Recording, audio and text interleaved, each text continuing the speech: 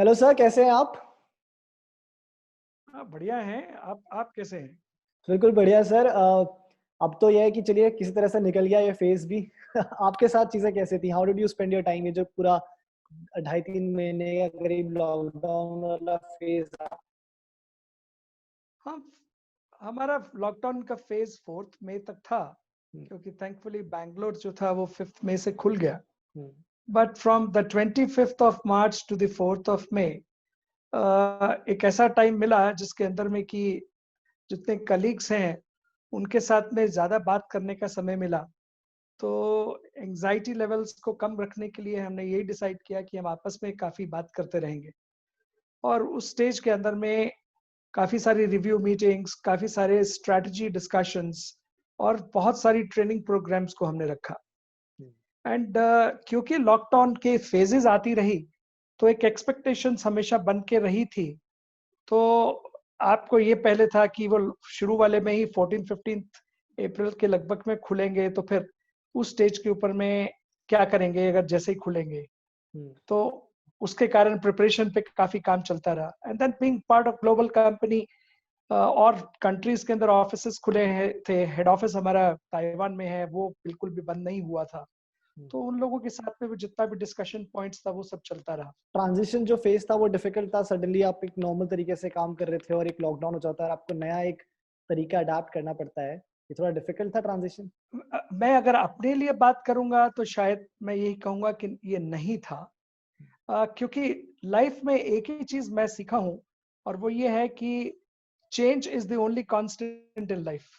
या तो जब भी रात को सोता हूँ तो ये सोच के रोता हूँ कि कल शायद सुबह उठूँगा तो लाइफ में कोई चेंज का आएगा। बिल्कुल। तो जब आप इस तरीके से अपने आप को प्रिपेयर करके रखते हैं तो it's not something which troubles you in any way. और सर अगर चेंज की बात करूँ तो पर्सनल फ्रंट पे क्या चेंज रहा है इस पीरियड में? बिकॉज़ बहुत सारे लोग हमने देखा कि टाइम मिल गया अपनी पुरानी हॉबीज़ पिक करने का, कोई म्यूज़िक वापस somebody was reading a lot। आपके साथ क्या रहा? कहाँ पे वो चेंज हुआ उस समय? हाँ, 2 चीज़ें ज़रूर हुई कि अ, जो काम बहुत समय से किया नहीं था, घर के ऊपर में वो करने का मौका मिला। क्योंकि डोमेस्टिक हेल्प में अभी थैंकफुली मैं लकी था कि मेरे यहाँ पर फुल टाइम रेज़िडेंट में रहने वाला है हेल्प अवेलेबल था। लेकिन वो जो बाकी 2 लोग जो थे वो नहीं आते थे, तो उनके ऊपर में you felt that you needed to help your wife and you needed to help the domestic बिल्कुल। help as well. अगर सर मैं वर्क फ्रंट पे बात करूँ, चेंज कैसा रहा इस पीरियड में जो आप एक तरह का पूरा सेल्स भी एक टाइम पे बंद हो गई थी लैपटॉप्स की, इलेक्ट्रॉनिक अप्लायंसेस की। ये कैसा इम्पैक्ट रहा इस पूरे फेज़ का? वो शुरू के दिनों में थोड़ा-सा तकलीफ रहा, बट गवर्नमेंट ऑफ इंडिया ने आई थिंक एक फिनोमिनल काम किया जो मैंने शायद अपनी ज़िंदगी में पहले नहीं देखा था, जो कि इस बारी देखने को मिला कि जो मिनिस्ट्रीज़ थी सेंट्रल, उनके पास में आप पहुँच सकते थे, आप उनके साथ बात कर सकते थे और उनसे आप कोई भी हेल्प सीक कर सकते थे और वो हेल्प पूरी करने की कोशिश की जाती थी। एफर्ट करना इम्पोर्टेंट है, देखिए फाइनल रिज़ल्ट जो है उसको आप नहीं वो कर सकते।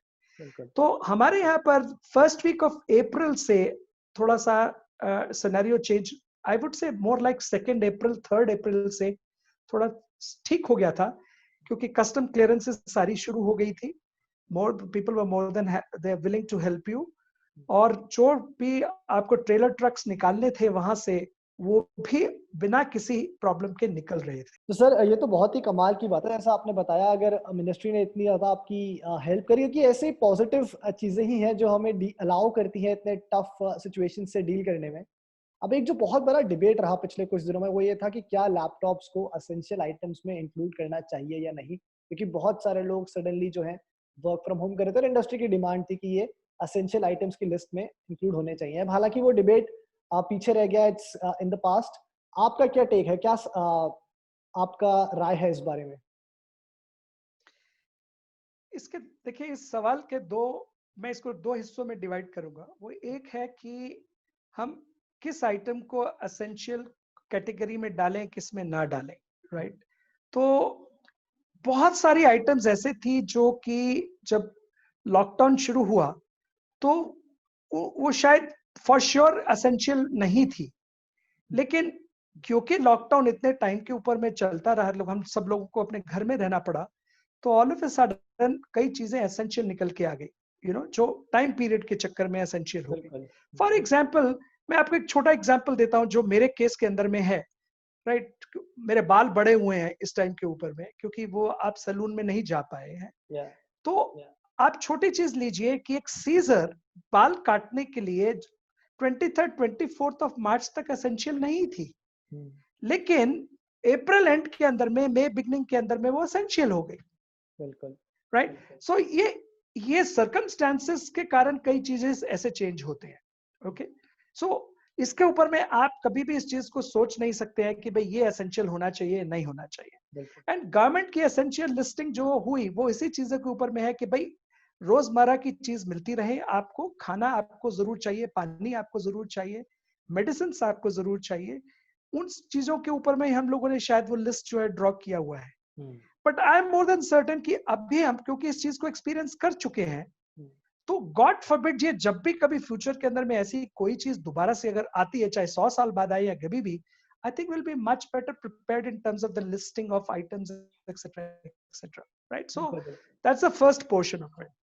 Now coming to as far as the second portion कि हमारी ट्रेड के पॉइंट ऑफ व्यू से, मैंने आपको जैसे एक्सप्लेन किया कि बड़ी कंपनीज के जो बड़े वाले ऑर्डर्स जो भी थे, जो उन्होंने वो ग्लोबली, क्योंकि वो सब ग्लोबल कंपनीज हैं, तो उन्हें भी मालूम था कि ये सब कुछ अगर यूएस में हो रहा है या स्पेन में हो रहा है या कहीं हो रहा है, तो इंडिया में भी हो सकता है।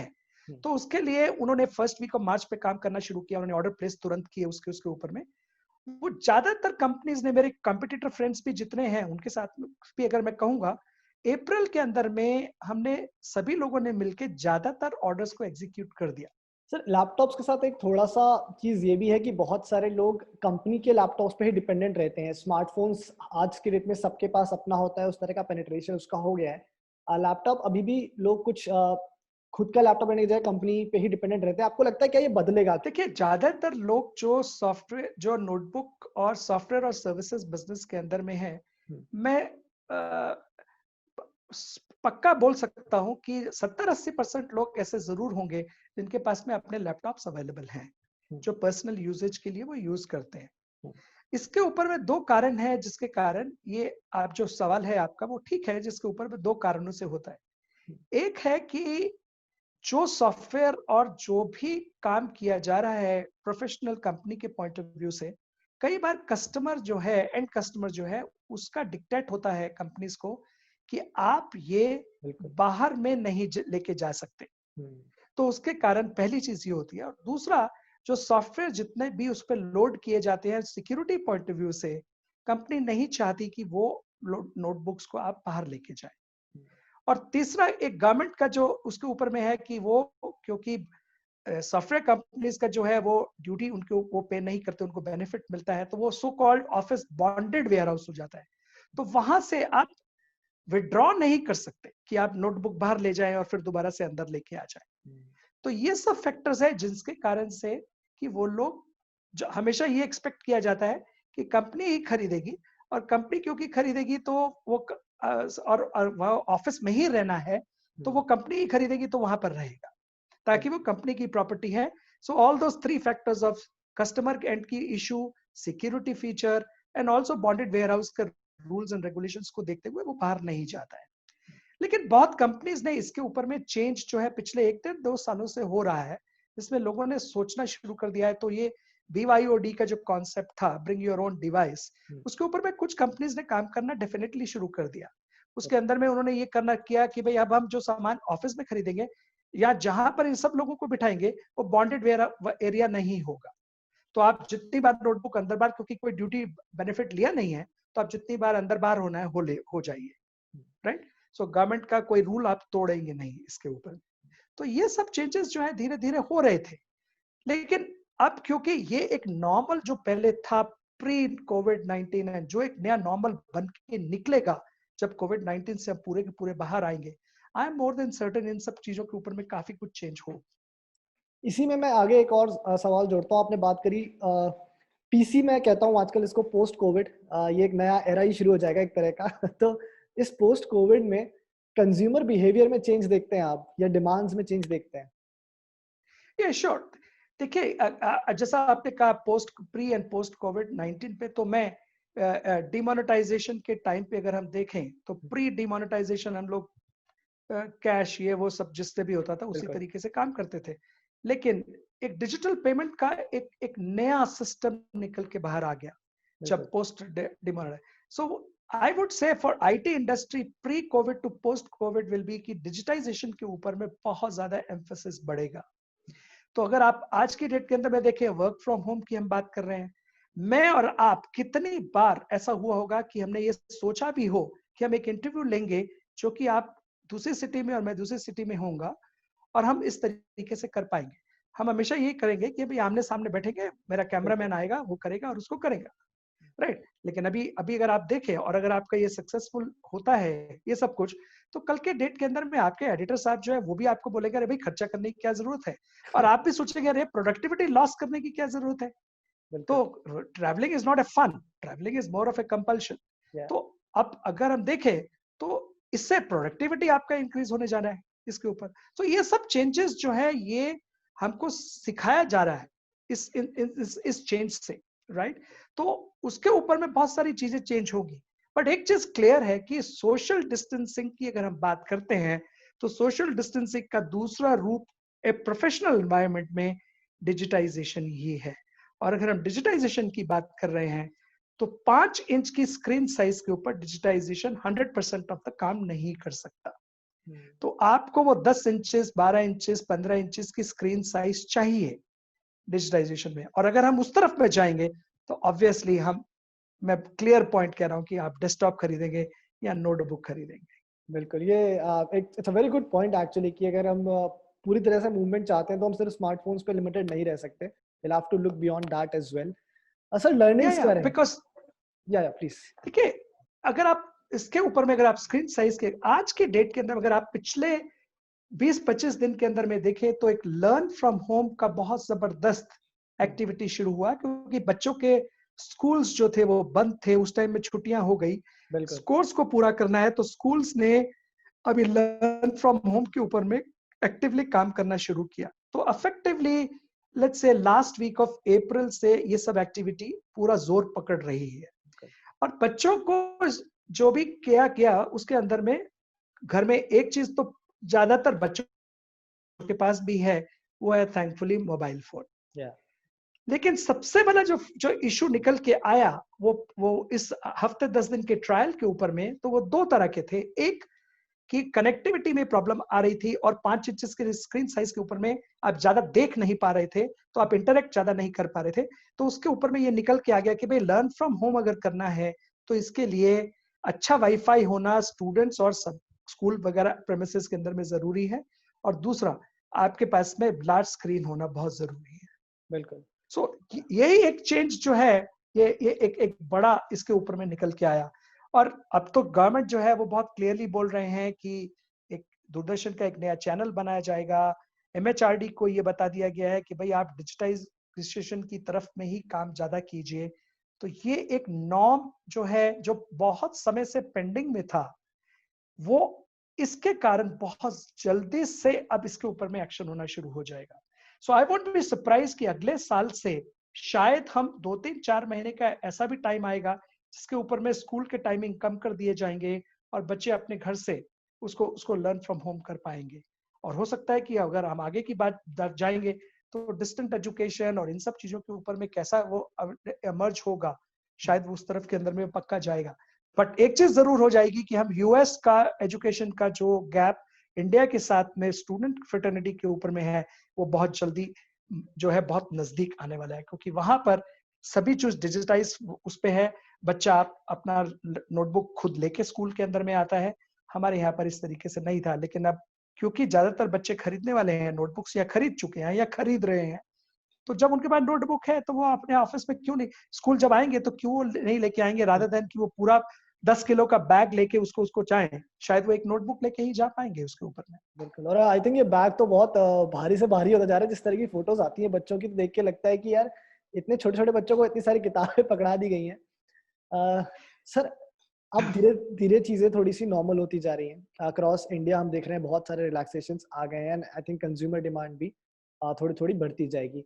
एज अ ब्रांड एसर से हम क्या एक्सपेक्ट कर सकते हैं गोइंग फॉरवर्ड? किस तरह के इनोवेशंस, नई टेक्नोलॉजीज, नए प्रोडक्ट्स आ सकते हैं? देखिए, एज आई सेड, कोई भी चेंज जो है वो उसको उसके अंदर में एक ट्रांसफॉर्मेशन जो है वो जरूर होता है। एंड मैं जो अपनी लाइफ में सीखा हूं या मैं अपने सभी लोगों को बोलता हूं वो यही है कि भाई जब भी कभी ऐसा चेंज होता है तो माइंड जो है उसको तीन तरीके से उसी चेंज को देख सकता है। कई बार मैं उसको प्रॉब्लम की तरीके से देखता हूँ, कभी मैं उसको चैलेंज की तरफ से देखता हूँ, कभी मैं उसको अपॉर्चुनिटी की तरफ से देखता हूँ। तो कोई भी चेंज जो है वो शायद प्रॉब्लम नहीं है, वो एक चैलेंज है या वो एक अपॉर्चुनिटी है। अगर मैं चैलेंज समझता हूं माइंड के अंदर में, उसकी तरफ काम करता हूं, देन आई एम क्लियर कि इस पे काम किया जा सकता है। और जब मैं काम करना शुरू करता हूं तो मेरे को एक अपॉर्चुनिटी उसके अंदर में से नजर आती है। तो मूविंग फॉरवर्ड ये और आगे कितना ज्यादा ट्रांसफॉर्म होगा उसके ऊपर में अपॉर्चुनिटीज डेफिनेटली आती रहेंगी।